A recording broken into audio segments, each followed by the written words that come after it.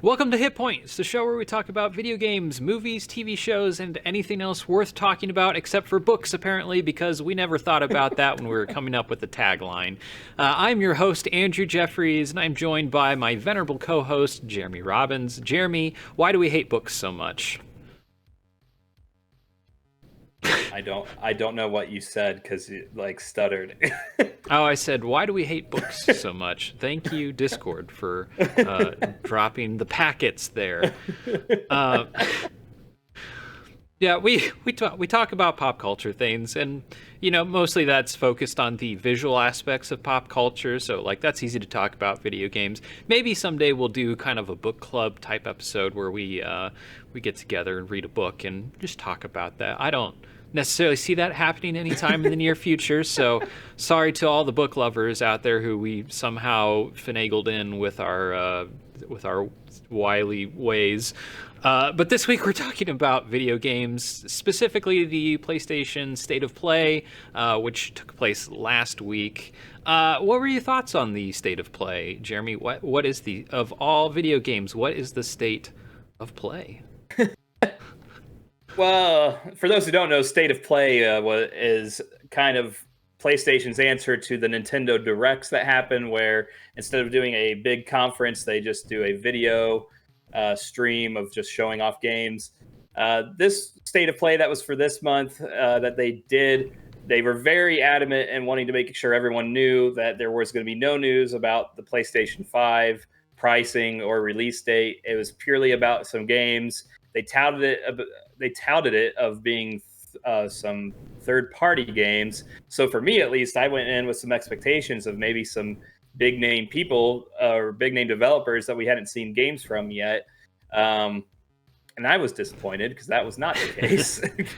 Yeah, but they did not lie though. There were many third-party games. It's true. They did not lie. Whether they were games that you were looking forward to or not is a whole nother story. Though there were a few games in there that I have been very vocal about being excited about. And I guess, yeah, I'm kind of with you there. The show as a whole, the state of play, if you will, was a bit disappointing on the whole. There were a few standout moments, and I think you and I are kind of in agreement on what the really big standout from this week was, and that was Bug Snacks, of course. Um, That is a joke. I actually am really looking forward to Bug Snacks. I am one of three people who appear to actually be very excited about that. But there were some cool games that they showed off, and so let's talk a little bit about those. Let's start with Crash Bandicoot 4, since that's kind of what they started everything off with. Um, I was actually pretty interested in this. I think we talked about this before, but I've never been a Crash Bandicoot fan. But I really like what they're showing of Crash 4. The platforming looks really tight, really precise, and you look like you have a really fine degree of control over the characters. So it looks like a lot of fun. I love the visual elements of the game, and just how it's looking visually and graphically is really pretty. I'm pretty excited about that one. I don't know about you. What do you think? With this one, yeah, we've mentioned before, I've never played any of the Crash games. That may be the thing that's hurting me because Hmm. it doesn't really stand out to me. To compare it to another Sony exclusive platformer type game, I'd much rather play Ratchet and Clank. Um, and that one's more appeasing to me. And that might have something to do with the fact you're getting weapons and shooting things with weapons. But Crash is just that standard platformer, which I don't nothing wrong with platform games. I mean, that was what Nintendo was based off of, and look what that did for them. I mean, I love the Mario games. Yeah. I think it's more just because I don't know much about the Crash games, and it's not something I ever really grew up with or played a lot. So to me, I'm kind of like, yeah, it looks visually cool, but I'm not like super pumped or anything, or even Yeah, like you're thinking not about deep. playing it. Yeah, you're not deep into that Crash Bandicoot, that CB lore. Nope, not No, at all. I am not either. But I am actually. I really do like what they've been showing of the game, so I think I'm a little hotter on it than you are. But Mhm. that's all right. We don't have to all be into the same things. Is there any games that sort of stood out to you, Jeremy? Um, Trying to think here. There were a few in this that did stand out to me. The first one I'd probably say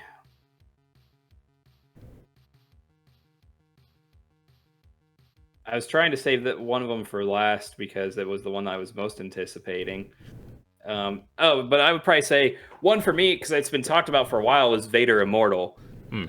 coming on the PSVR because I mean it's been out on Oculus for a while now, and a lot of people have talked it up and said it's one of the best VR games out there, and you really do feel like you are controlling a lightsaber and are really battling Darth Vader when at some point because and it was very freaky and scary. So um I mean that's for me I this is one when they said it was coming to PSVR I was really pumped about, and to get a release date that's this month, that was exciting because just I like my VR. I don't play it as often because there's just not as many games out there. So having another game that's like really taking advantage of the VR platform, it makes me excited just for to see what else may come out, but also just because the fact that it is Star Wars, and who doesn't want to have control a lightsaber? Yeah. Oh, 100%. Like even non-Star Wars people like know the best part about Star Wars is like having a lightsaber.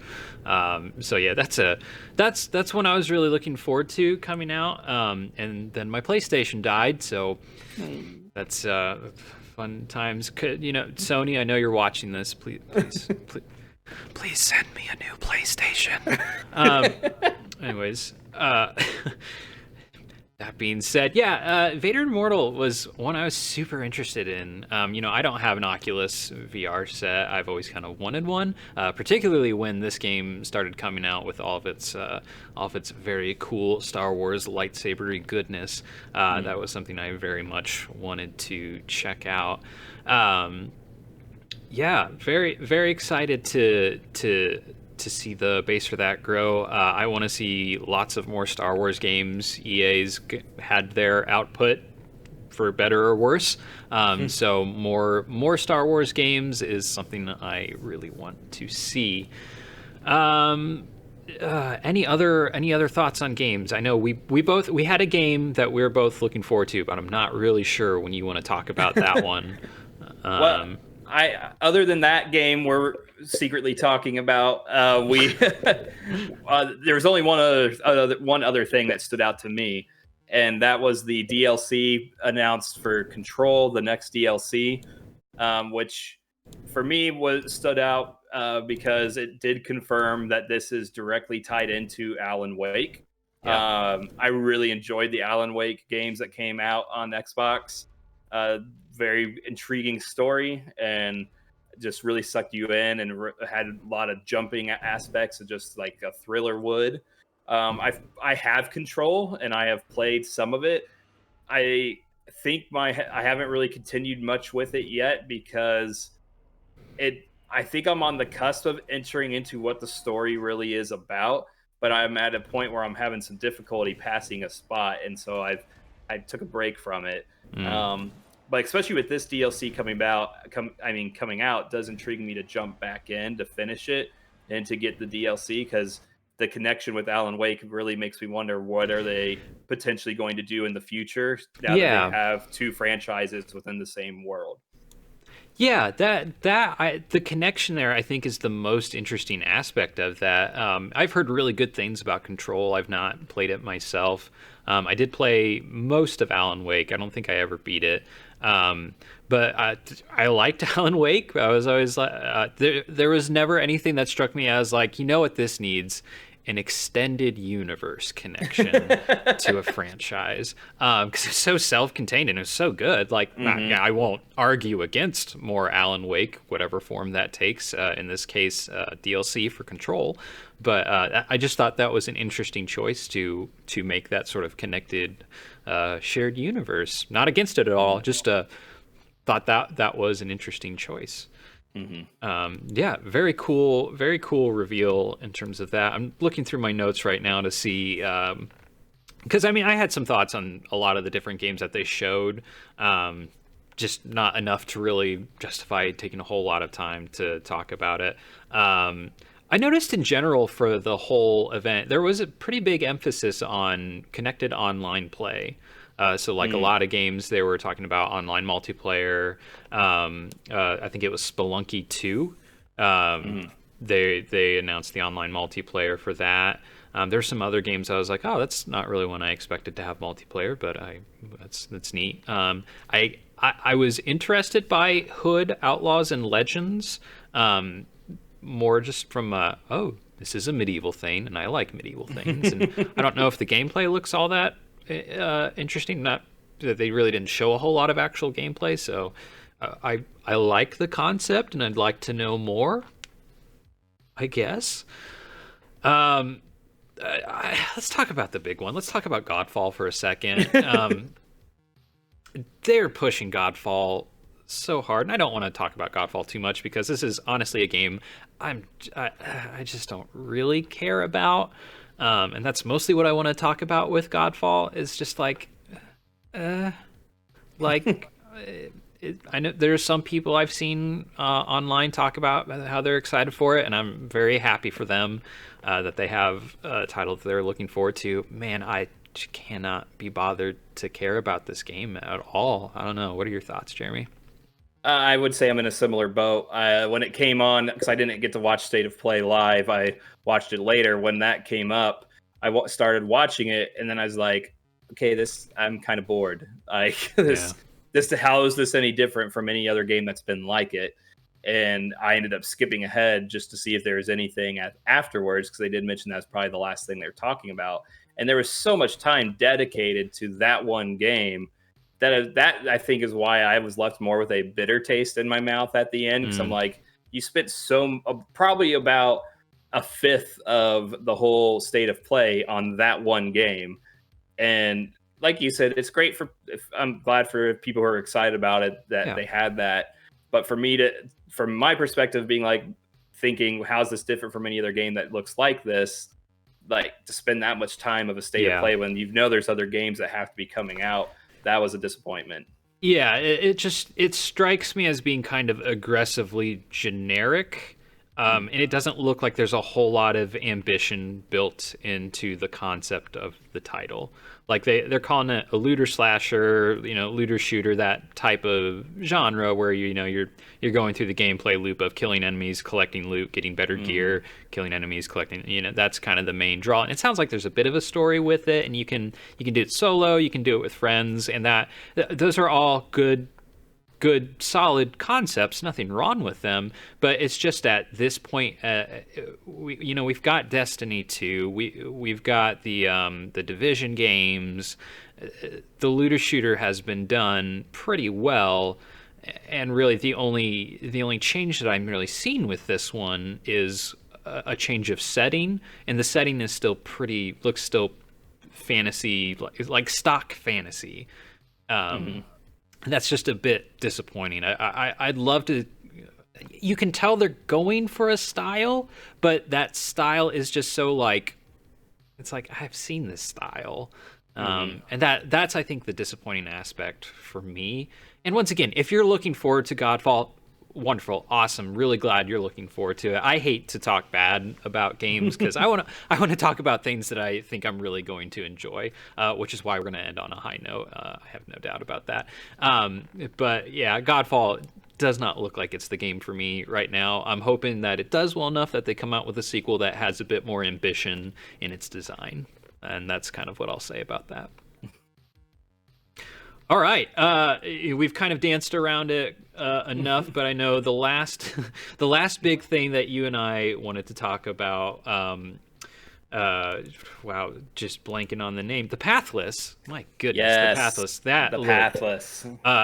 When I was watching through the State of Play, I messaged you, Jeremy, and I said the Pathless looks incredible. I didn't add this part, but I am very excited for this one. I'll get that footage here spooled up, but I am so interested in this game, and I'm really excited to see more about this one. What were your thoughts on it, Jeremy? I mean, since you've got the footage going now, when it first started, it reminded me of just visually of Breath of the Wild. Which that drew my attention right away, made me a little hesitant. But then as they talked about it and what you can do and the whole premise, I was like, this is original. This is new. This is very interesting. Just the concept of shooting arrows at targets to continue your momentum, and the fact that with that there's actually a legitimate story behind it. Yeah. And the fact And that it's timing based and not yes, accuracy based is a really hmm interesting thing to it. But sorry, go ahead. no, I totally agree. The fact that it's going to take that timing skill rather than having to like aim the arrow to wherever you're needing to aim to. Like it's, I feel like this game's going to add a different level of strategy of, especially on big boss battles. Yes.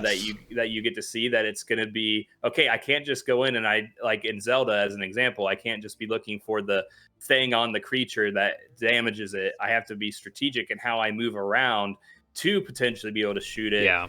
and to deal some damage. But I mean, visually, it looks like a very pretty game, Yeah. Yeah. and This just is the kind of style. This is like the level of style that I'm talking about, where it's like the the element. This is such a like minimalist element, and this is the best part is petting the. I have a lot of string of thoughts about the eagle, and they're all wonderful things. But I really like the style of this game too. So this is what I mean when I say like style, like the Godfall is so like over designed in its style, and this is so minimalist, but like really pretty. They're taking such simple elements and making it just a beautiful game out of it. Sorry, this game really impressed me a lot. So I'm just like stream of consciousness with it. So continue your thoughts. no. I would agree with what you're saying. I mean, I'm excited to learn more about the game, more about the lore behind it, and also just the different mechanics. Because I mean, as it's showing here right now in the footage, this is something that's happening inside. When Mhm. so far all you've seen is how you do things outside. So this is where you get to see a little bit of potential puzzle solving that you're going to have to do inside of a building, and that will potentially looks like lead back outside. But you're not doing the mass dashing at this point. You're just trying to figure out some puzzles and figure out what do you need to do. So that's also very intriguing for me, just because Yeah. it's not just a game where you're just dashing all over the place and trying to figure out that strategy. You're going to have other elements that pop up where you have to actually do some puzzle solving, Yeah. and I'm. that's Mhm. that's a game that we haven't had in a while. Because I mean, we talked about it in our top 10 video games with Breath of the Wild. Some of the puzzle solving that existed in old Zelda games kind of were missing, Mhm. just because you had the shrines to go to, and those were your only big puzzles. You didn't have puzzle after puzzle like you did in a dungeon. And I get that feel in this game that you're gonna have more of that puzzle solving stuff you got to figure out. Yeah. And I'm just gonna say, like, even the one that they've shown of like the big baddies so far, you want to talk about the visuals, like Yes. it's, you talk about like it's minimalistic, but at the same time there's such a dynamic shift when you're having to combat against something else that it makes it stand out amongst itself. And Mhm. you could tell like I'm in a different aspect of the game right here. Like I can't just mad dash and be like all over the place. I gotta hide. I have to think through what I need to do here and to maneuver around to actually deal some damage here. Yeah. And so I mean, yeah, it's take what like you said, what they've done so far of taking something very minimalistic, making it look very good, but at the same time making each aspect what you're going to be involved in the game so far very dynamic looking on its own, that separates it from each other aspect. Yeah, it's I'm so impressed with this. Like I mean, it's a puzzle. Like there are a lot of puzzles in the game it sounds like, but the gameplay itself is its own puzzle too, with how you have to Hmm. sort of like plan out your bursts of speed and your movement, and that's so cool. That's a really cool way to engage the player. I love that there is no map. There is no map at all in the game. You have to use, like, I've been writing an essay, a hopefully soon to come video essay about open world gaming and how maps can sometimes be a detriment to that. So I'm really excited to hear this game has no map, and like you actually have to look at the world to navigate Mm. rather than just sort of follow a mini map. And that it just looks so fun. Like movement is fun. Like we don't really talk about movement a lot in games, other than like in first person shooters, movement gets brought up. But like movement is a mechanic, and that mechanic should be fun. And Mm. they look like they have figured out how to make movement as a mechanic be fun.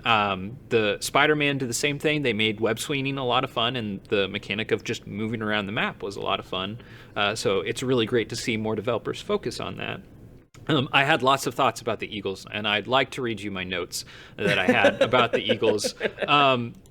Love being forced to pet the eagle. Good eagle. I will spend the entire game hugging the eagle. Don't take my eagle, you evil beast.